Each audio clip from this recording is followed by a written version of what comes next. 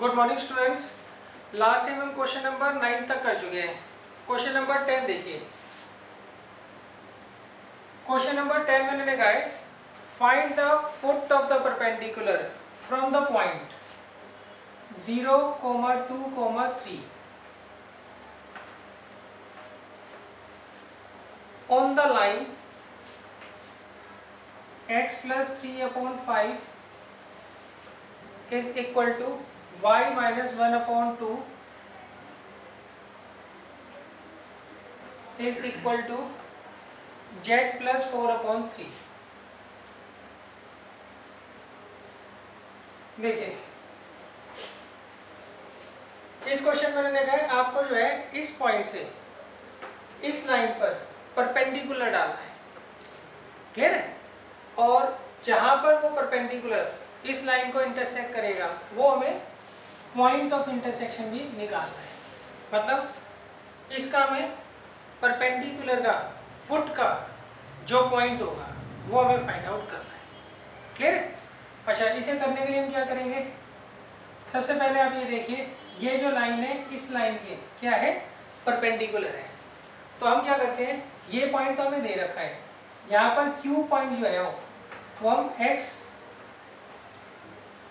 ये जो तीनों रेशियोज हैं उसको लैम्डा के बराबर मानकर ये जो पॉइंट है उसके x, y और z के कोऑर्डिनेट को लैम्डा की फॉर्म में निकाल लेंगे, क्लियर है। जैसे इस Q का x कोऑर्डिनेट क्या होगा लैम्डा की फॉर्म में 5 लैम्डा माइनस 3 और y कोऑर्डिनेट क्या होगा 2 लैम्डा प्लस 1 और z क्या होगा 3 लैम्डा माइनस 4, क्लियर है। अब आप क्या करिए, किसी भी तरीके से लैम्डा की वैल्यू निकाल लीजिए और लैम्डा को अगर आप यहाँ रखोगे तो आपके पास Q पॉइंट जो है वो आ जाएगा। यहाँ तक क्लियर है सबको। अब देखिए कैसे करना है। अब ये देखिए ये जो लाइन दे रखी है ये लाइन है, ये इसकी इक्वेशन है। इस लाइन के पैरेलल जो वेक्टर होगा उसकी डायरेक्शन रेशियोज क्या होंगी 5, 2 और 3, क्लियर है।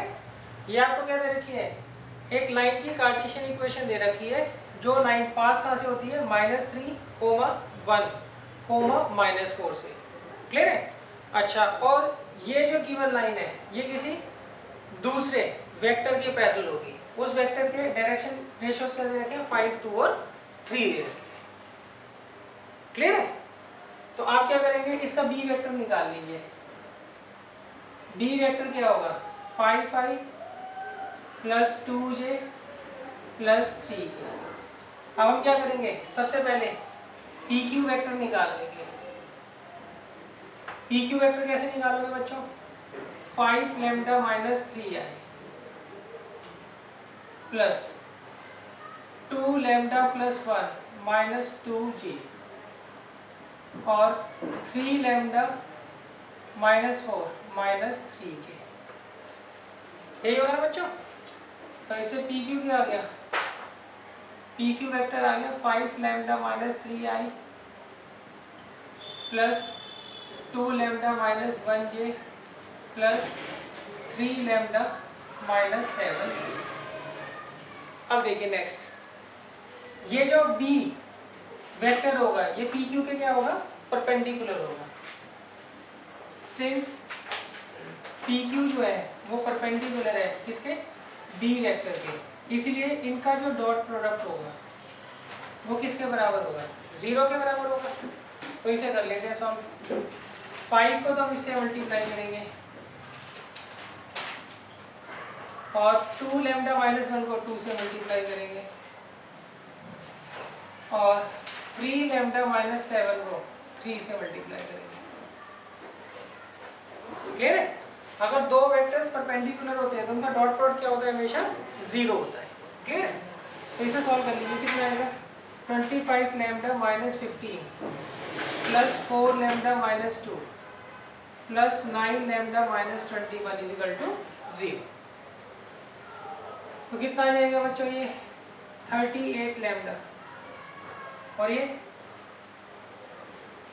Minus 38 is equal to 0। तो इससे लैम्डा की वैल्यू क्या आ गई 1 आ गई, लैम्डा की वैल्यू क्या आ गई 1। उस लैम्डा को हम यहाँ रख देंगे, तो उससे हमें जो है क्यू के कोऑर्डिनेट्स पता लग जाएंगे। और क्यू क्या है? फुट ऑफ परपेंडिकुलर है किसका? इस पॉइंट का इस लाइन के ऊपर। क्लियर है? अच्छा, इसकी लैंग्वेज आप लिख लेना सही तरीके से।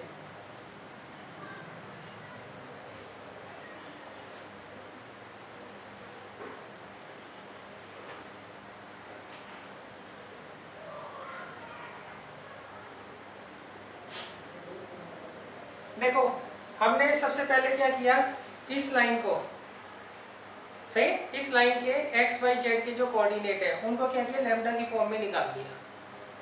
क्लियर है? अच्छा, अब हमने ये मान लिया P का जो फुट ऑफ परपेंडिकुलर है इस लाइन पर, वो क्या है, पॉइंट Q है। हमने Q के जो x y z के कोऑर्डिनेट है वो इन टर्म्स ऑफ लैम्डा निकाल लिए। अब ये वाली जो लाइन है सही, ये इसके परपेंडिकुलर है इस वाली लाइन के, तो इस केस में इस लाइन के पैरेलल जो वेक्टर होगा उसके भी तो ये वाली लाइन पैरेलल होगी ना, ओ परपेंडिकुलर होगी। तो उससे हमने क्या किया, P Q dot B vector, P Q vector dot B vector को हमने 0 के बराबर रखकर लैम्डा निकाल दिया। और लैम्डा को हम यहाँ रख देंगे, तो उससे हमारे जो है वो फुट ऑफ परपेंडिकुलर आ जाएगा। लैम्डा को 1 रखो यहाँ पे, तो क्या आएगा बताइए, 2, 3, -1, ये आ गया फुट ऑफ परपेंडिकुलर।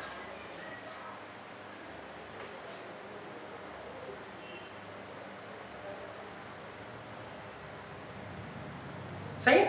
अच्छा, अब नेक्स्ट उन्होंने पूछा, इसी में एक और पार्ट है कि आप ये जो ये परपेंडिकुलर है इसकी लेंथ भी निकालिए। वो तो निकाल लोगे आप, डिस्टेंस फॉर्मूला लगा देना पी क्यू पॉइंट के बीच में।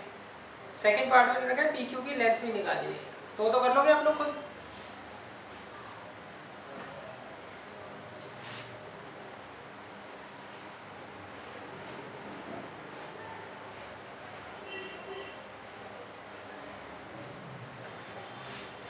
अब देखिए, इसके बाद नेक्स्ट क्वेश्चन है, काफी इंपॉर्टेंट है, क्वेश्चन नंबर 11।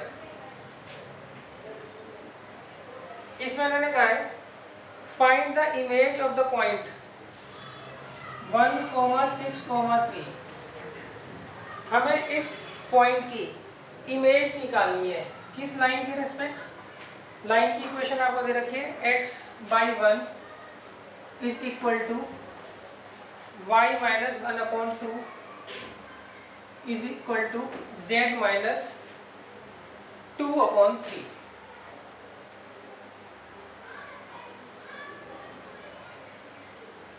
देखिए, इसमें मैंने कहा ये आपको पॉइंट दे रखा है, इस लाइन के रेस्पेक्ट हमें क्या करनी है, इसकी इमेज जो है वो फाइंड आउट करनी है। क्लियर है?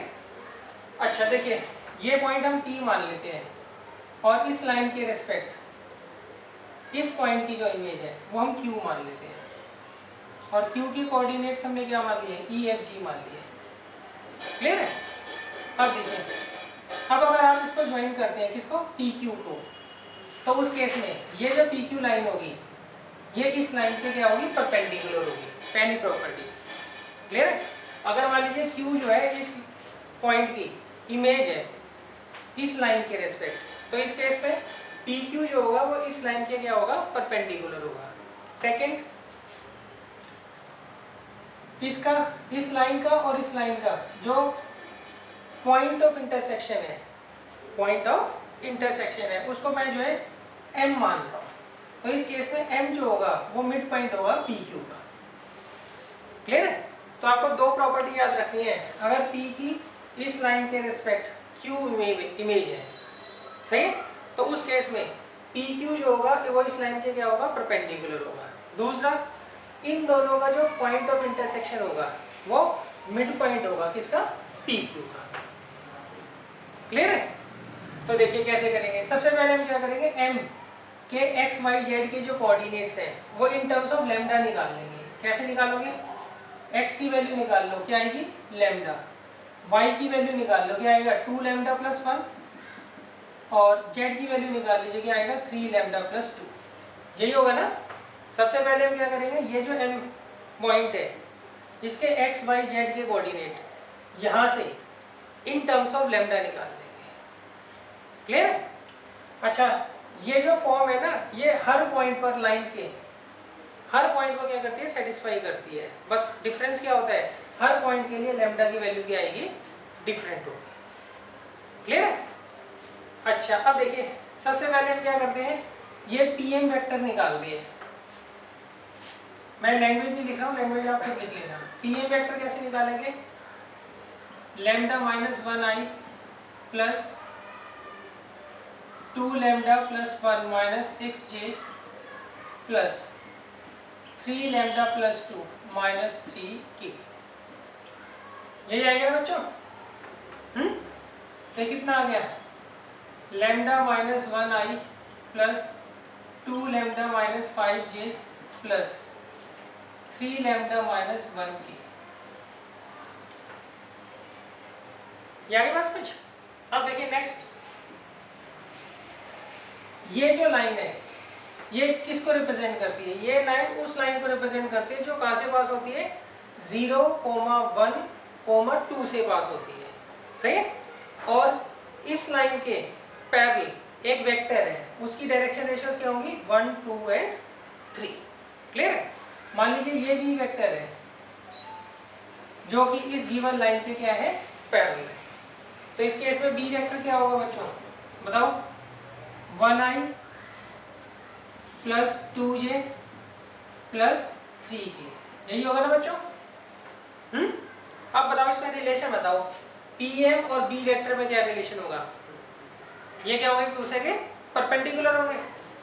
तो हम यहाँ क्या लिखेंगे, सिंस पीएम जो है, पीएम वेक्टर परपेंडिकुलर है वेक्टर बी के, देयरफॉर इनका जो डॉट प्रोडक्ट होगा वो किसके बराबर होगा, 0 के।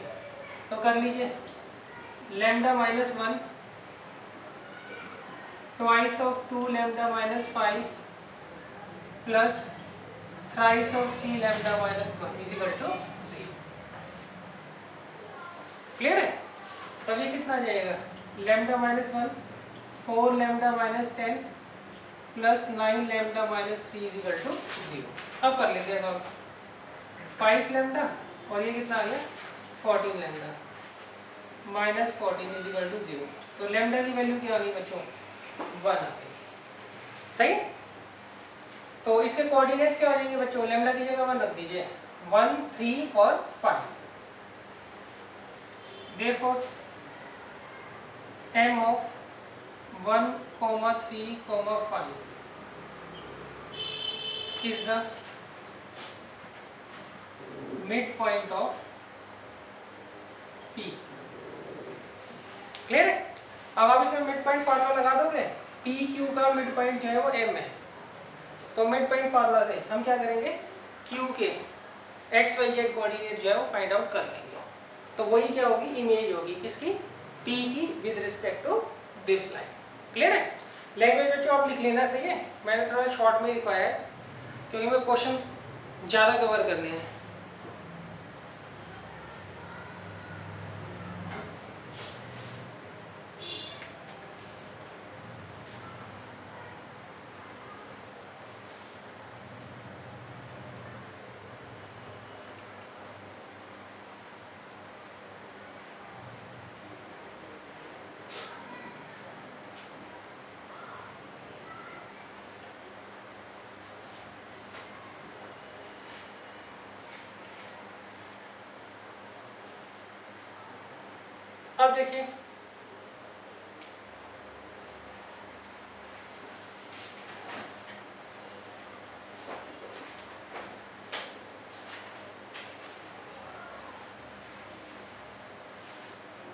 अब देखिए आगे हमें क्या करना है।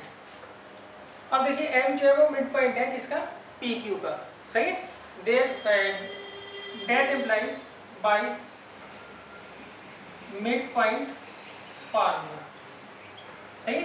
ये 1 किसके बराबर होगा, 1 प्लस e/2 और 3 किसके बराबर होगा, 6 प्लस f/2।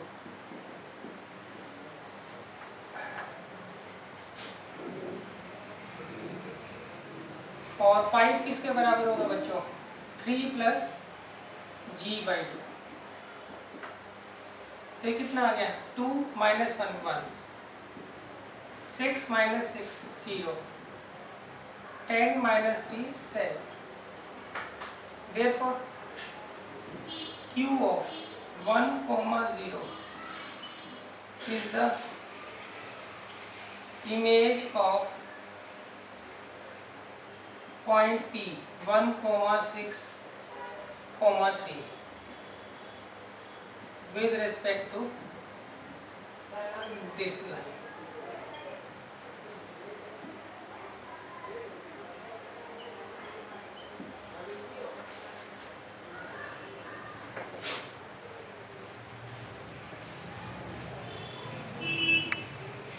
क्लियर है जो? अच्छा, इसमें एक पार्ट और पूछा है इन्होंने, इमेज तो निकालनी है। Right the equation of the line joining the given points and its image. अब हमें क्या करना है, पी क्यू जो लाइन है इसकी हमें क्या करनी है, इक्वेशन भी फाइंड आउट करनी है। तो वो तो बड़े आराम से कर लेंगे। आपको कार्टेशियन इक्वेशन निकालनी है एक लाइन की जो 2 पॉइंट से पास होती है, वो फॉर्मूला आपको आता ही है। अच्छा, एक पार्ट और पूछा है, find the length of the line segment the given point and its image. और पी क्यू जो है इसकी लेंथ भी हमें क्या करनी है, फाइंड आउट करनी है। उसके लिए हम क्या करेंगे, इन दोनों पॉइंट्स के बीच में डिस्टेंस फार्मूला अप्लाई कर देंगे। हो जाएगा? तो अब देखिए क्वेश्चन नंबर 12 जो है ये तो काफ़ी इजी है, ये आप खुद कर लीजिएगा।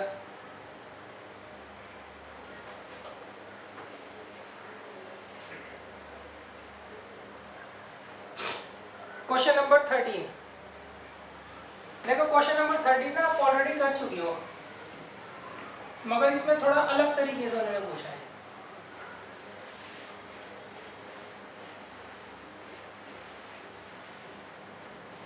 क्वेश्चन नंबर 13 में मैंने कहा है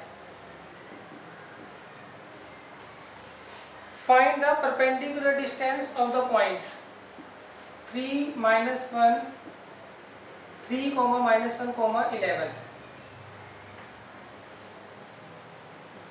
from the line x upon 2 is equal to y minus 2 upon minus 3 is equal to z minus 3 upon 2। Clear है बच्चों? देखो हमने अभी ये किया था क्वेश्चन नंबर 10, आज का जो पहला क्वेश्चन था उसमें हमें क्या करना था बच्चों, एक पॉइंट दे रखा था और एक लाइन दे रखी थी। हम पॉइंट से क्या कर रहे थे, परपेंडिकुलर डाल रहे थे गिवन लाइन के ऊपर, और उसका फुट ऑफ परपेंडिकुलर क्या कर रहे थे, फाइंड आउट कर रहे थे। तो यहाँ पे भी सेम आपको ऐसे ही करना है। सही, पहले हम क्या करेंगे, ये फुट ऑफ परपेंडिकुलर निकाल लेंगे और इस पॉइंट को मैं मान लेता हूँ P, इसको मान लेता हूँ P और इसको मान लेता हूँ फुट ऑफ परपेंडिकुलर Q। हमें PQ जो है वो डिस्टेंस फाइंड आउट करना है, PQ जो है डिस्टेंस हमें फाइंड आउट करना है। ये तो कर लोगे। क्वेश्चन नंबर 11 की तरह ही है। क्वेश्चन नंबर 11 में उन्होंने कहा था आपको फुट ऑफ परपेंडिकुलर मतलब Q निकालना है, सेकंड परपेंडिकुलर लेंथ निकालनी है। सही है, इसमें सीधा उन्होंने कहा कि परपेंडिकुलर लेंथ निकालो। उसके लिए ऑब्वियस सी बात है आपको पहले फुट ऑफ परपेंडिकुलर को फाइंड आउट करना पड़ेगा। हो जाएगा? तो अब देखिए इसके बाद आता है नेक्स्ट क्वेश्चन नंबर 14।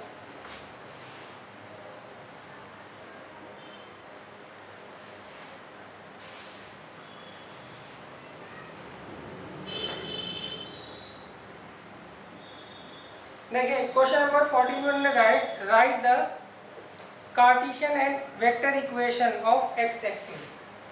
आपको जो है एक्स एक्सिस की वेक्टर और कार्टेशियन इक्वेशन जो है फाइंड आउट करनी है। क्लियर है? अच्छा, इसमें एक बात ध्यान रखना आप लोग, जो डायरेक्शन रेशियोज होती हैं एक्स एक्सिस की वो क्या होती है, a, 0, 0 ये होती है। क्लियर है? a की जगह चाहो तो आप यहाँ पे 1 भी लिख सकते हो। ये किसकी डायरेक्शन रेशियोज है, एक्स एक्सिस की। क्लियर है? अच्छा, अगर कोई कहता है जी आपको वाई एक्सिस की बतानी है डायरेक्शन रेशियोज, तो वो क्या होगी 0, 1, 0। और अगर कोई कहता है आपको जेड एक्सिस की बतानी है तो 0,0,1 ये किसकी है? जेड एक्सिस की। क्लियर है? अब देखिए, अब इन्होंने कहा है आपको एक्स एक्सिस की जो है कार्टेशियन और वेक्टर इक्वेशन फाइंड आउट करनी है। तो पहले मैं फॉर्मूला लिख देता हूँ। इक्वेशन ऑफ लाइन क्या होती है? मान लीजिए आपको एक लाइन दे रखी है, वो पास होती है x1 y1 z1 से, और वो किसी दूसरे वेक्टर के पैरेलल है, सही है? और उस वेक्टर की डायरेक्शन रेशियोज क्या है? ए बी सी है, a, b, c। तो इस लाइन की इक्वेशन क्या होगी? x minus x1 upon a, y minus y1 upon b, z minus z1 upon c। यही तो होगी। अच्छा, अब देखिए आपको x एक्सिस दे रखा है, तो x एक्सिस की डायरेक्शन रेशियोज आपको पता है क्या दे रखी है? डायरेक्शन रेशियोज क्या होती है x एक्सिस की? 1, 0, 0। सही। अब ये x1 y1 z1 क्या है? ये वो पॉइंट है जहां से लाइन पास होती है। क्लियर है?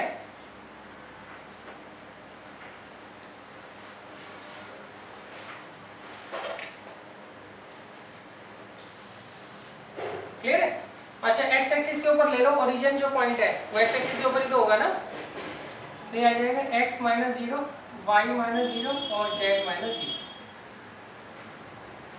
आपको डायरेक्शन रेशियोज तो पता है ना, x एक्सिस की क्या होती है? 1, 0, 0। और x एक्सिस के ऊपर कोई भी एक पॉइंट ले लो, मैंने ओरिजिन ले लिया। ओरिजिन तो x axis, y axis, z axis तीनों पे लाई करता है ना। तो ये 0, 0, 0। तो ये आ गई इक्वेशन। कौन सी? Cartesian equation. क्लियर है? अच्छा, अब हमें निकालना है वेक्टर इक्वेशन। वेक्टर इक्वेशन में हम क्या करते हैं? ये जो पॉइंट होता है इसका तो वेक्टर a बना लेते हैं, और ये जो डायरेक्शन रेशियोज होती है इसका वेक्टर क्या बना लेते हैं बच्चों? b। यही बनाते हैं ना। तो इसकी इक्वेशन क्या होती है? Vector r is equal to vector a plus lambda times vector b। Clear है? तो क्या आ जाएगा? Vector r is equal to a क्या होगा? 0, 0, 0 दे रखा है ना, और ये से पास करा रहे हैं ना हम लाइन को। तो 0i plus 0j plus 0k, और लैम्डा टाइम्स b वेक्टर क्या बनाओगे? 1i plus 1j plus 1k। तो आप सिंपल ये भी लिख सकते हो, vector r is equal to lambda i। Simple ये भी लिख सकते हो।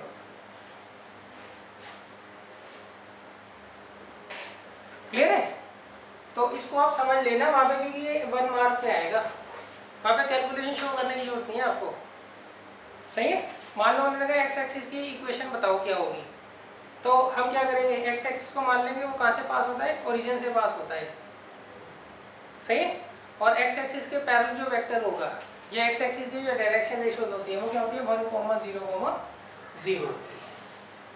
सही है? इसको अप्लाई करके आप क्या कर लो? कार्टेशियन इक्वेशन निकाल लो या वेक्टर इक्वेशन निकाल लो, वो आपकी मर्जी है।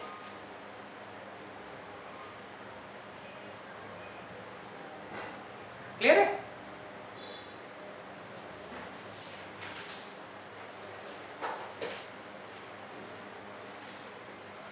अच्छा, अब अगर कोई कहे कि वाई एक्सिस की बताओ,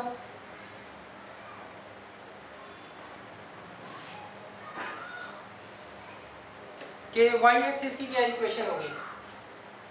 सही है? वाई एक्सिस की डायरेक्शन रेशियोज क्या होती है? 0, 1, 0, 0, 1, 0। सही है?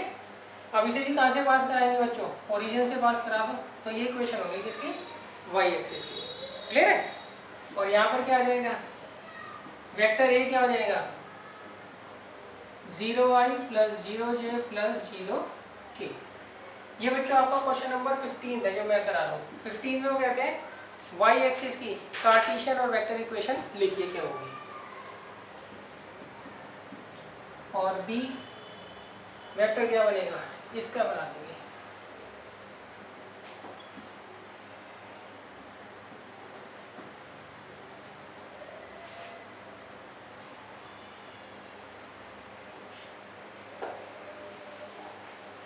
हो जाएगा। अच्छा देखो 16 क्वेश्चन में इन्होंने कहा है कि जेड एक्सिस की आपको कार्टेशियन और वेक्टर इक्वेशन निकालनी है, किसके, जेड एक्सिस की। तो वो तो कर लोगे आप लोग। पॉइंट आप कहाँ से पास कराओगे जेड एक्सिस को, ओरिजिन से, और उसकी डायरेक्शन रेशियोज क्या लोगे, 0, 0, 1।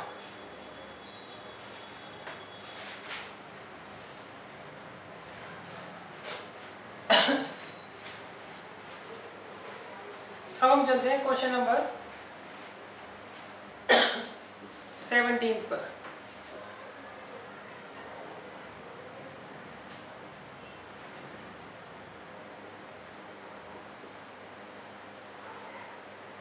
देखिए क्वेश्चन नंबर 17 में इन्होंने कहा है आपको बताना है, दो लाइंस दे रखी है हमें, x/1 पहली की इक्वेशन है, x/1 y/2 z/3, और दूसरे की इक्वेशन है x - 1 अपॉन -2 y - 2 अपॉन -4 और z -3 अपॉन -6। आपको ये दो लाइंस की इक्वेशन दे रखी है, हमें बताना है ये दोनों लाइंस कोइंसिडेंट है, स्क्यू है, स्क्यू मतलब परपेंडिकुलर, और इंटरसेक्ट कर रही है या पैरेलल, या फिर पैरेलल। सही। तो देखो आपको दो लाइंस दे रखी हैं, जो इनके बी वेक्टर का नेचर होगा, जो इनके बी वेक्टर का नेचर होगा वही इनका नेचर होगा। सही है। आप ये देख लो इनके बी वेक्टर क्या है, अगर इनके दोनों के बी वेक्टर जो है आपस में परपेंडिकुलर है तो ये दोनों लाइंस भी क्या होंगी, परपेंडिकुलर होंगी। अगर इनके दोनों बी वेक्टर आपस में एक दूसरे को इंटरसेक्ट करते हैं तो ये भी क्या करेंगे, इंटरसेक्ट करेंगे। अगर इनके बी वेक्टर आपस में कोइंसिडेंट है, कोइंसिडेंट मतलब एक के ऊपर एक, तो ये भी लाइंस क्या होंगी, कोइंसिडेंट ही होंगी। क्लियर है। तो आप कैसे करोगे बताओ।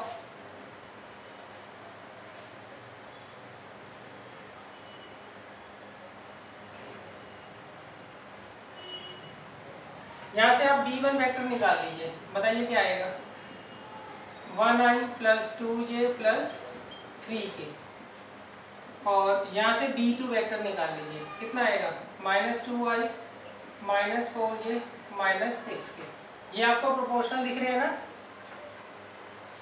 दोनों के डायरेक्शन रेशियो जो है प्रोपोर्शनल है ना। अगर मैं यहाँ से -2 कॉमन ले लूँ तो b1 वेक्टर आ जाएगा अंदर, इसे मैं क्या लिख सकता हूँ, twice of -2 times of vector b1।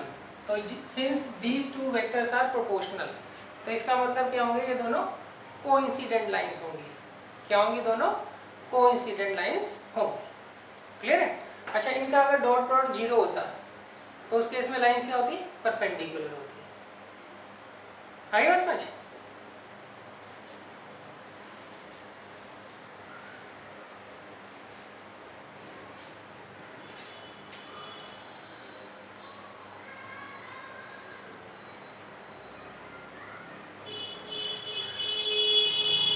अच्छा इसमें ये बताओ, ये दोनों जो है प्रोपोर्शनल है तो पैरेलल भी तो हो सकते हैं ये,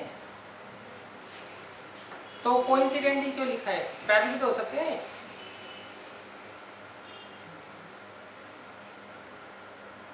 हो सकते हैं ना। तो उसके लिए बच्चों हम क्या करते हैं, ये जो वैल्यूज हैं x की उसको यहाँ पुट करके देखते हैं ये एक दूसरे को सेटिस्फाई कर रही है कि नहीं कर रही। क्लियर है भाई। x की जगह आप क्या करो, 1 रख कर देख लो यहाँ पर, और y की जगह 2 रख के देख लो, और z की तरफ 3 रख के देख लो। तीनों अगर इक्वल आ रहे हैं तो इसका मतलब इसके जो पॉइंट्स हैं वो इसके ऊपर लाई करेंगे ना। सही है। और कॉमन पॉइंट किस केस में होते हैं, कोइंसिडेंट लाइंस के केस में होते हैं। पैरेलल लाइंस में तो कॉमन पॉइंट होंगे नहीं ना। ठीक है, आगे समझ। तो ये आप चेक कर लेना पूरा, ये 1 नंबर का क्वेश्चन आएगा। ये दोनों प्रोपोर्शनल है तो इसका मतलब ये कोइंसिडेंट लाइन या पैरेलल लाइन कुछ भी हो सकती है। हमने कोइंसिडेंट क्यों लिया, क्योंकि हमने इसके पॉइंट को यहाँ पुट करके देख लिया। ओरल एग्जैक्ट करने की जरूरत नहीं है, 1 नंबर का क्वेश्चन है। सही है। x की जगह 1 रख लो, y की जगह 2 रख दो, z की जगह 3 रख दो, तो कितना आएगा ये 1 आ रहा है ना बच्चों। कितना आएगा एक बार देखो, 0 0 0 आ रहा है ना।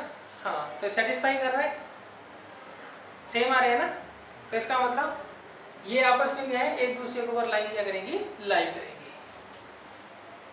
क्लियर है। अच्छा ये बताओ, ये पॉइंट इसको अगर मान लो सेटिस्फाई कर रहा होता और ये प्रोपोर्शनल ना होते, फिर क्या होता, फिर इंटरसेक्टिंग लाइंस होती। फिर क्या होती, इंटरसेक्टिंग लाइंस होती।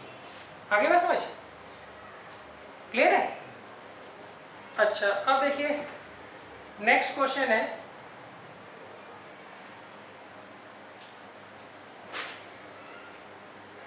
Question number 18।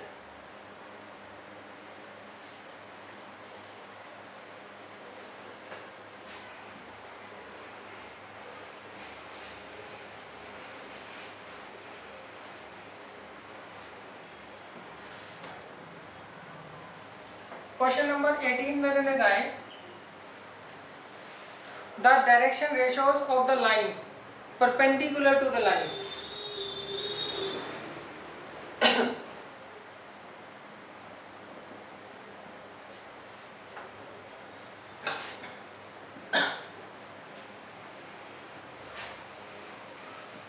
ये भी 1 मार्क में है क्वेश्चन।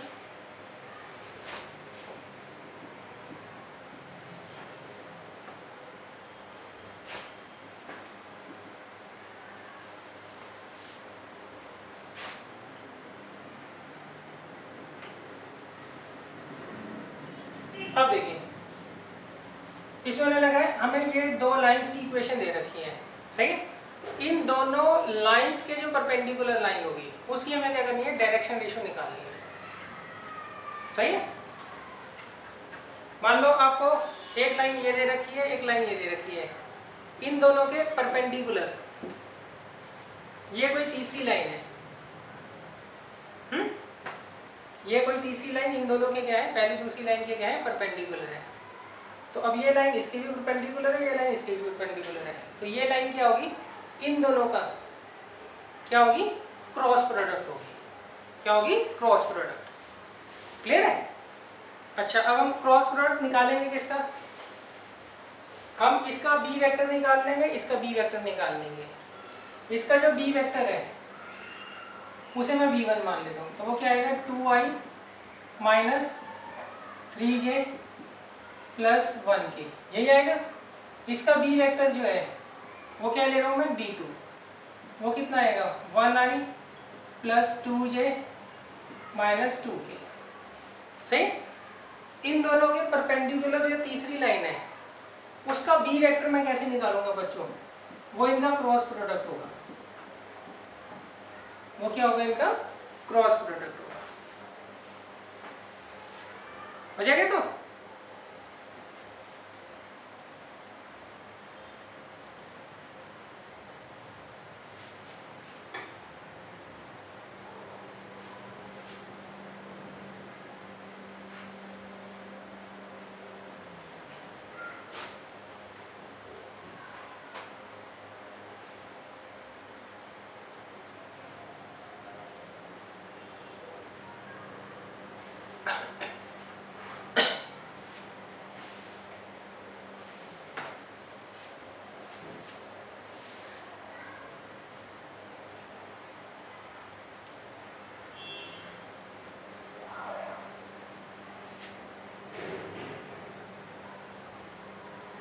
अब देखिए नेक्स्ट है क्वेश्चन नंबर 19।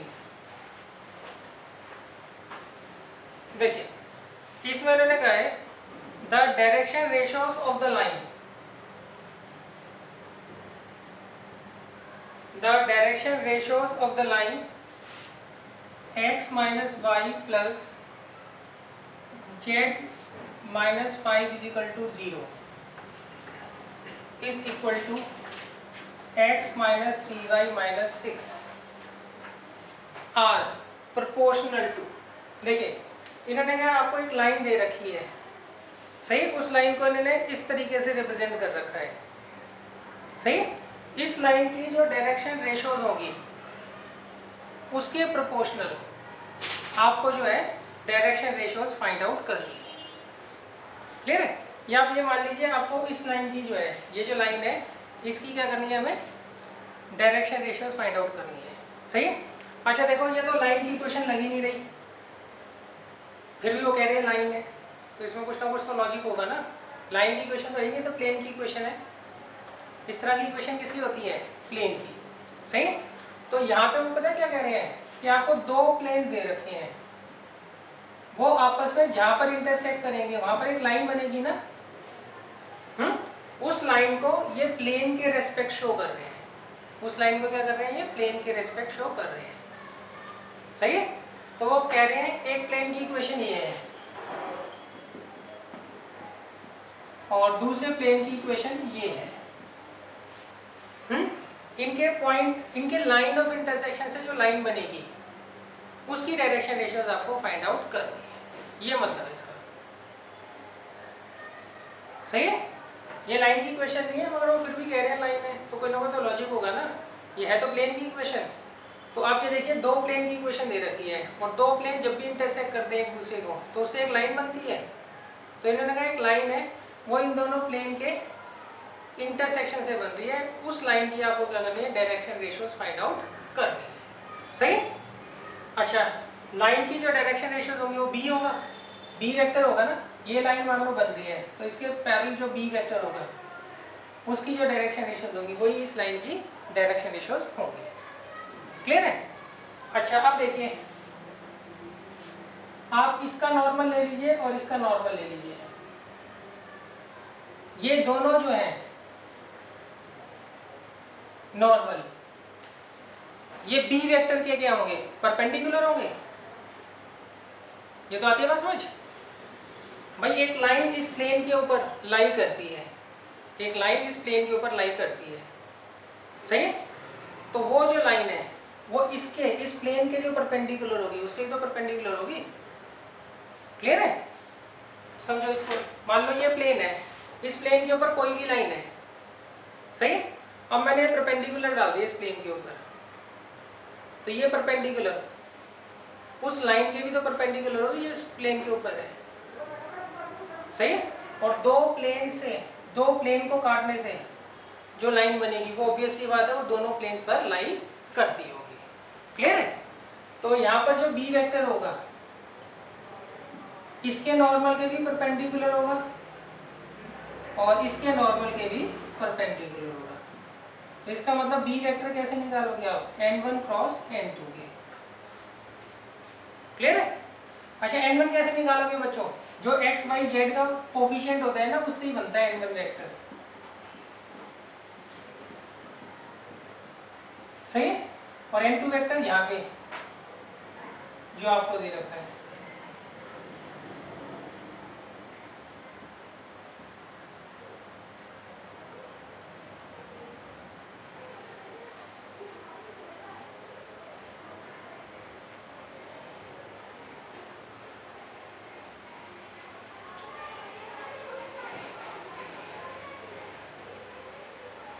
कर लोगे बच्चे? तो इसके चार ऑप्शन दे रखे हैं, तो आंसर में इसका ये आ रहा है 3, 1, -2। ए ऑप्शन इसका राइट है। तो आप इतना लिख लो, बाकी तो कर लेना आराम से।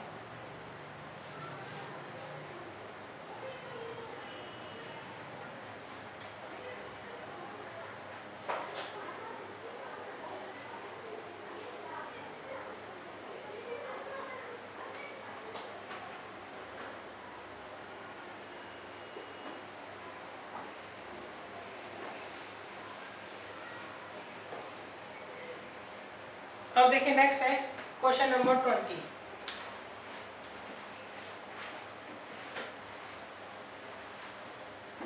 देखिए क्वेश्चन नंबर 20 में इन्होंने कहा है, मान लीजिए आपको एक लाइन दे रखी है, ये वेक्टर का क्वेश्चन है वैसे तो। आपको एक लाइन दे रखी है, वो x एक्सिस के साथ अल्फा डिग्री के एंगल बनाती है और y एक्सिस के साथ बीटा डिग्री के एंगल बनाती है और z एक्सिस के साथ गामा डिग्री के एंगल बनाती है। तो इस केस में हमें वैल्यू किसकी निकालनी है?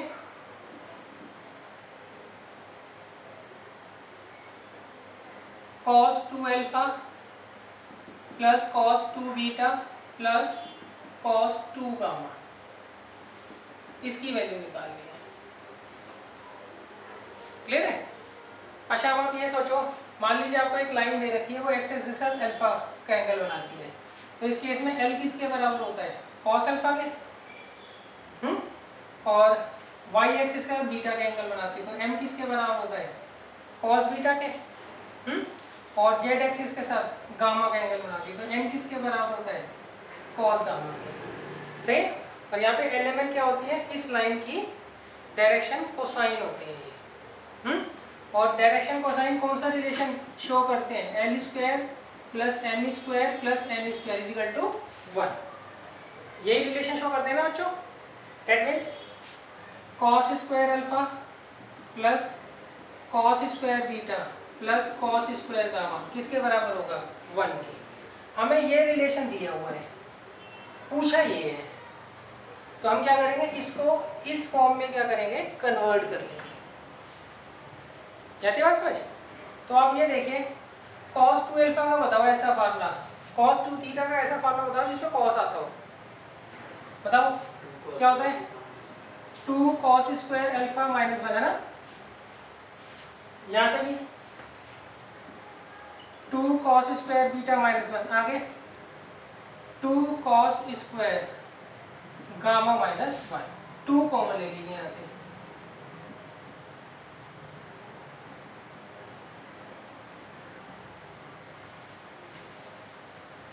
और ये कितना आ गया? -3। इसकी वैल्यू क्या है बताइए? यही होता है बच्चों फॉर्मूला।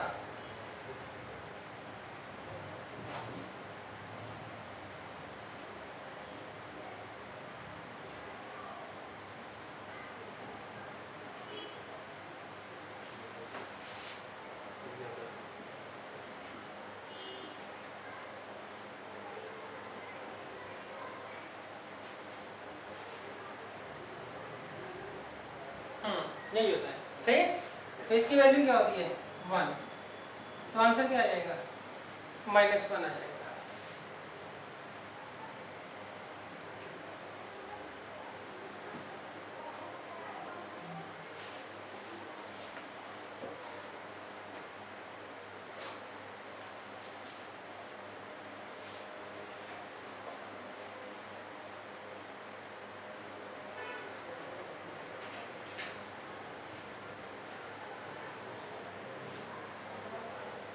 देखिए क्वेश्चन नंबर 21 तो इजी है, तो ये आप खुद करेंगे।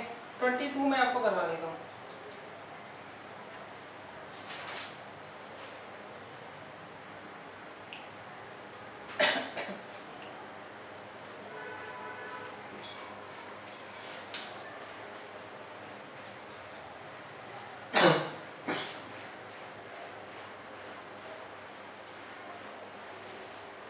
देखिए यहाँ पे उन्होंने कहा है क्वेश्चन नंबर 22 में, the straight line x - 3/3 y - 2/1 और z - 1/0। देखिए ये इन्होंने हमें एक लाइन दे रखी है, आपको बताना है ये जो लाइन है ये x एक्सिस के पैरेलल है, y एक्सिस के पैरेलल है, z एक्सिस के पैरेलल है या परपेंडिकुलर है z एक्सिस के। ये जो लाइन है आपको बताना है x एक्सिस के पैरेलल है, y एक्सिस के पैरेलल है, z एक्सिस के पैरेलल है या परपेंडिकुलर है z एक्सिस के। ये 4 ऑप्शन आपको दिए हुए हैं। सही। अच्छा इसे हम कैसे पहचानेंगे? हम डायरेक्शन रेशो से पहचानेंगे।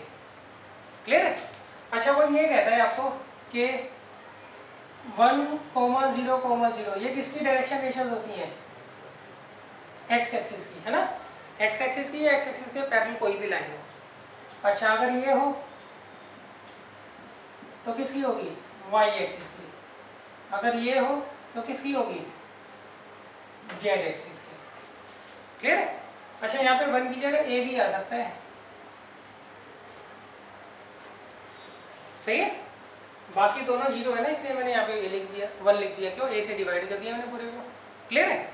अच्छा अब ये देखो, अगर ऐसे आ जाए आपको a b, 0 तो ये किसकी डायरेक्शन रेशियोज होंगी? ये होगी एक्स वाई प्लेन की। ये बताओ वाई जेड प्लेन की। सही है बच्चों? और ये एक्स जेड प्लेन की। आगे समझ? तो इनमें से देखो कौन सा मैच करता है। 3 1 0 ए कोमा बी कोमा 0, मतलब ये लाइन जो है किसको रिप्रेजेंट करती है? एक्स वाई प्लेन को। और एक्स वाई प्लेन किसके पैरेलल होता है? जेड एक्सिस के।